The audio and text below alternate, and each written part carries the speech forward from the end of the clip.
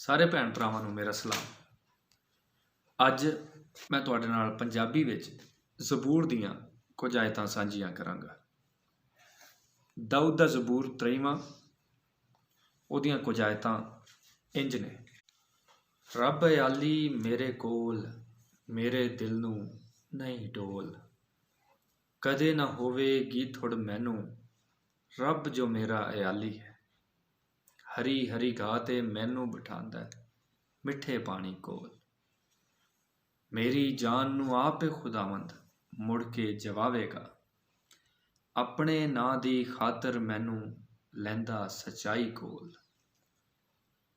ਮੌਤ ਦੇ ਸਾਏ ਦਾ ਜੋ ਜੰਗਲ ਜਦ ਮੈਂ ਉਸ ਵਿੱਚ ਜਾਵਾਂ, ਖੌਫ ਬਲਾਵਾਂ ਦਾ ਨਾ ਹਰਗਿਜ਼ ਹੋਵੇਗਾ ਮੇਰੇ ਕੋਲ।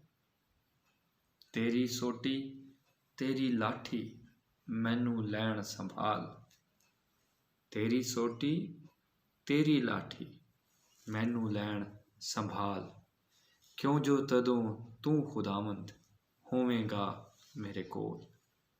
ਦੁਸ਼ਮਣ ਅੱਗੇ ਮੇਰੇ ਵਾਸਤੇ ਰੱਬ ਵਿਛਾਂਦਾ ਮੇਜ਼, ਦੁਸ਼ਮਣ ਅੱਗੇ ਮੇਰੇ ਵਾਸਤੇ ਰੱਬ ਵਿਛਾਂਦਾ ਮੇਜ਼, ਤੇਲ ਵੀ ਮੇਰੇ ਸਿਰ ਦੇ ਉੱਤੇ ਉਹੋ ਹੀ ਦਿੰਦਾ ਡੋਲ।